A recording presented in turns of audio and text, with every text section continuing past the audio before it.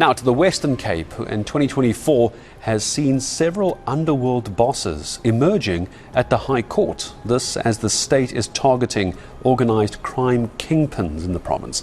They're facing charges of murder, attempted murder, extortion, money laundering, fraud, as well as gang-related activity. Ralph Stanfield wasn't just another name in Cape Town's criminal underworld. He was the architect of South Africa's most sophisticated criminal empire. As the heir to his Uncle Colin's legacy, he transformed the 28's gang from street thugs into a force that controlled everything, from the city's construction industry to its very supply.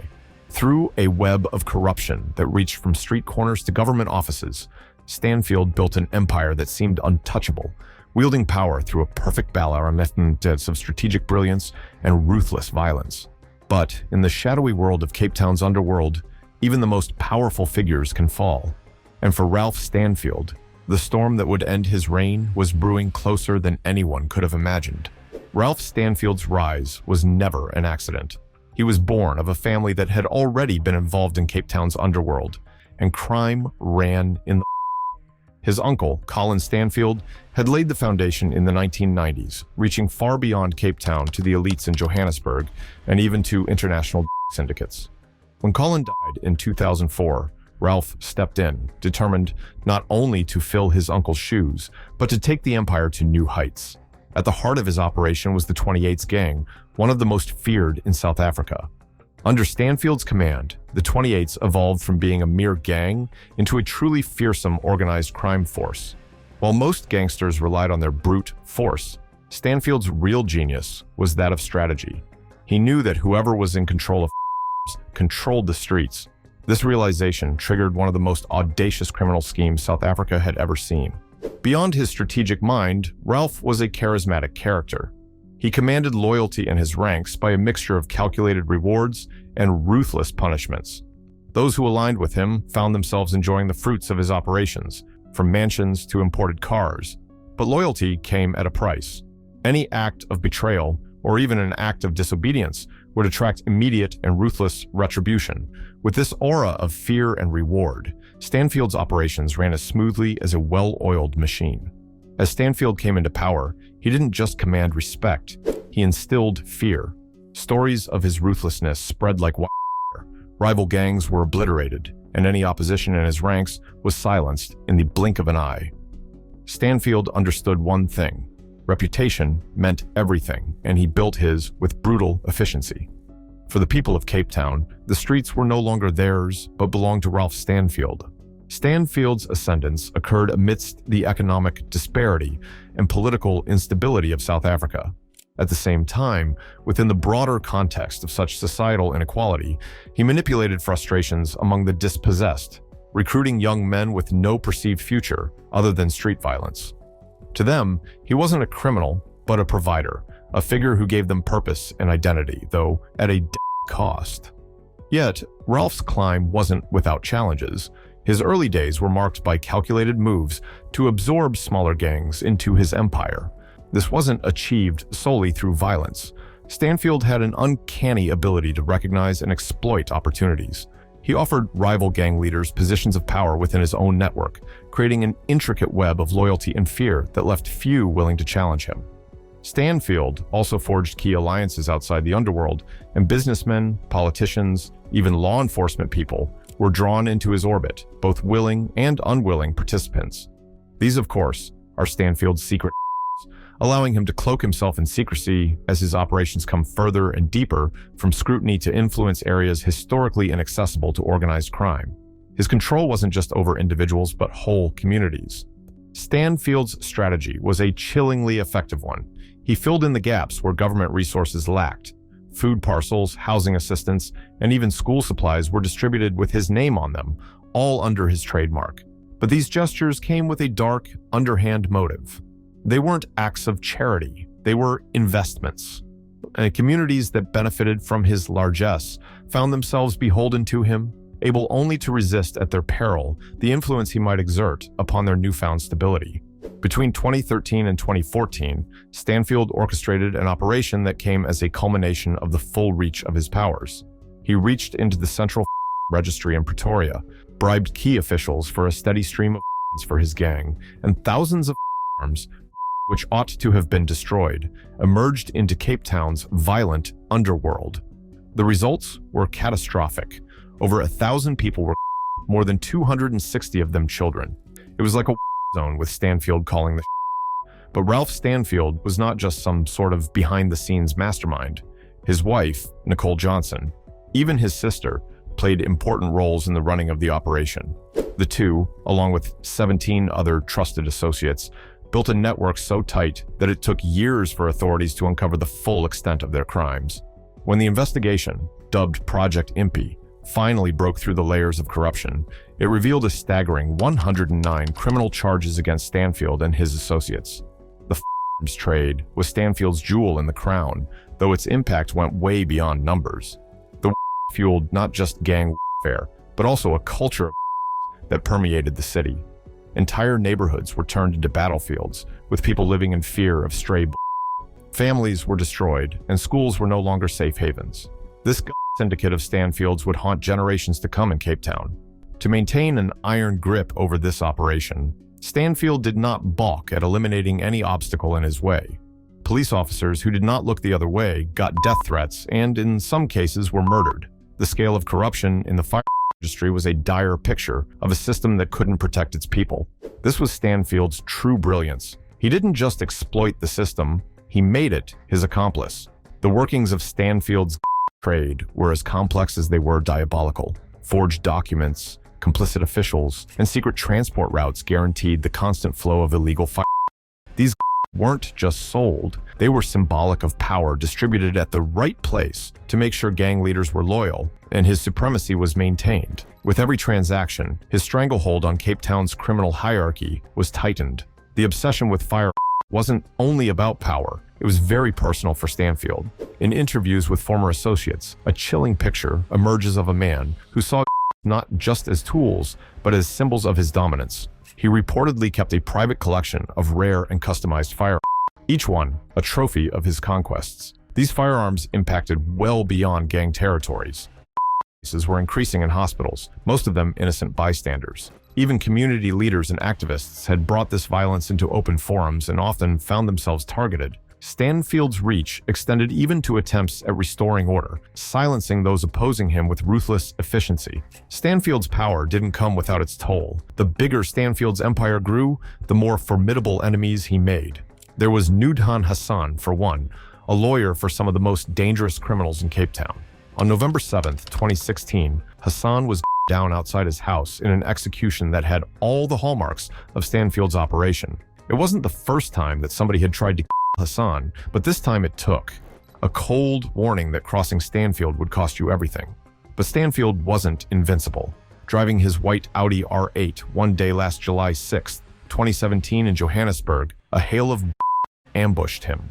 The tore through the car, but his proof vest saved him. It was an unambiguous warning. The among Cape Town's gang bosses was getting worse. It was said that another heavyweight in crime, Mark Lyman, had paid R500,000 to see Stanfield. The hit failed, but the message was clear. Ralph Stanfield's days of unchecked power were numbered. His enemies did not come in the form of other gangs. Dissension mounted, even from within, with several trusted lieutenants raising questions. The whispers of betrayal flew like wildfire, and Stanfield's paranoia mounted.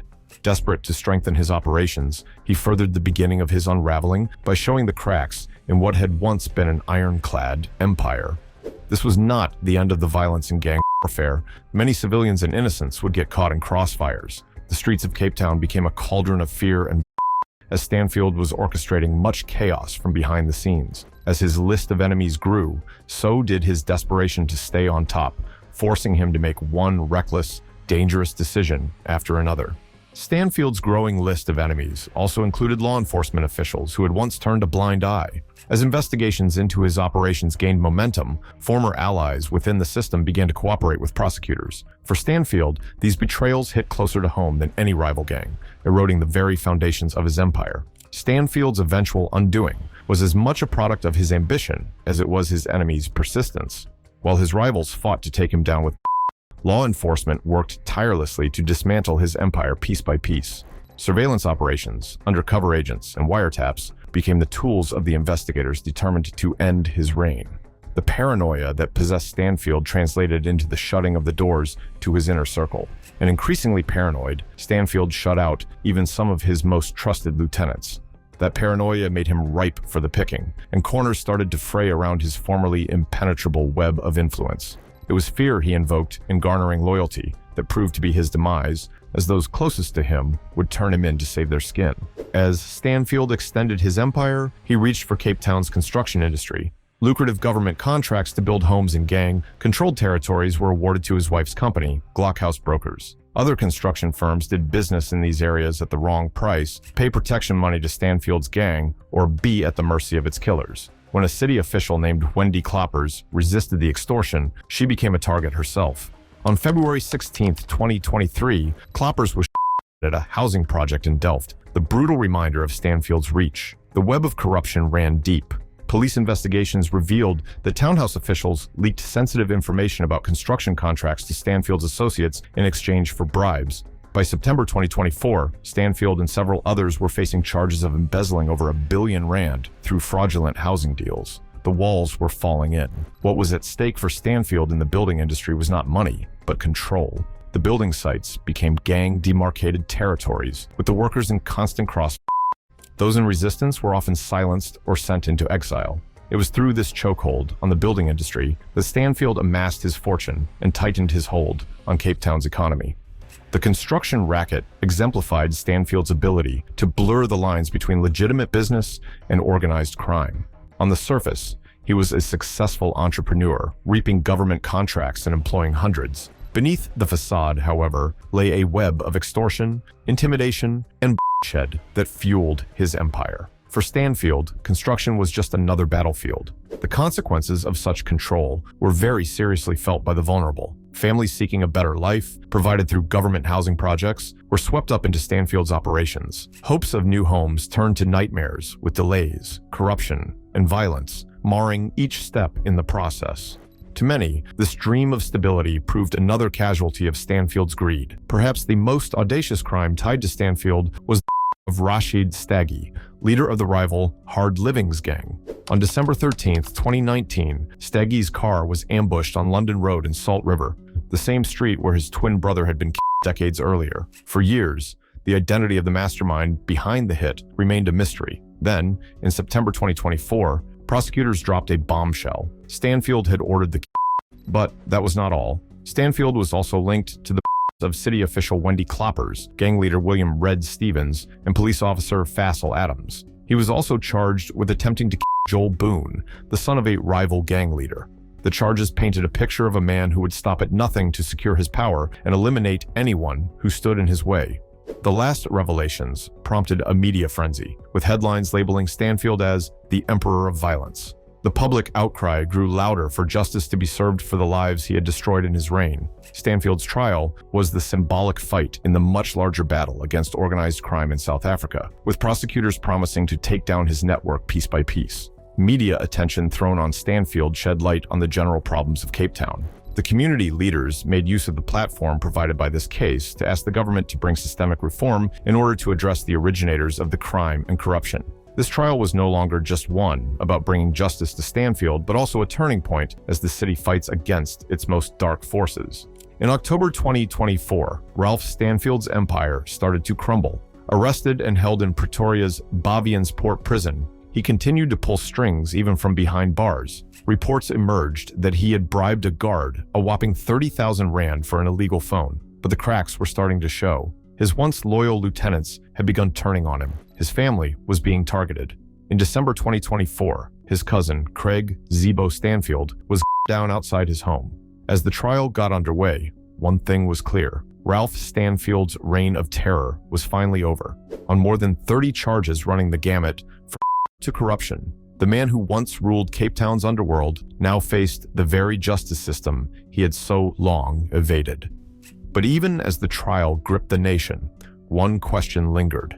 How many more lives would be lost before the legacy of Ralph Stanfield's crimes could be erased? It wasn't a shootout or daring escape that ended the life of Ralph Stanfield, but rather the gradual, merciless closing in of a net that he had been confident he could slip through. And as he sat in his cell, the man who had once wielded an empire through fear and violence was confronted with one truth he couldn't outrun: even kings fall. But for the people of Cape Town, the scars of Stanfield's reign remain. The communities torn asunder by violence, the families mourning their an entire city trying to come to grips with the aftermath of his crime. These are the true costs of his empire. And with Ralph Stanfield's fall, this was a chapter that reached its end, but whose repercussions would still be heard for many years. The onus now falls on investigators, journalists, and the communities to ensure that no other Stanfield rises. The lessons of his reign are a warning and a call to action. Only time will tell if Cape Town can finally break free from the shadow of its darkest kingpin. Don't forget to like and subscribe. We'll catch you in the next one.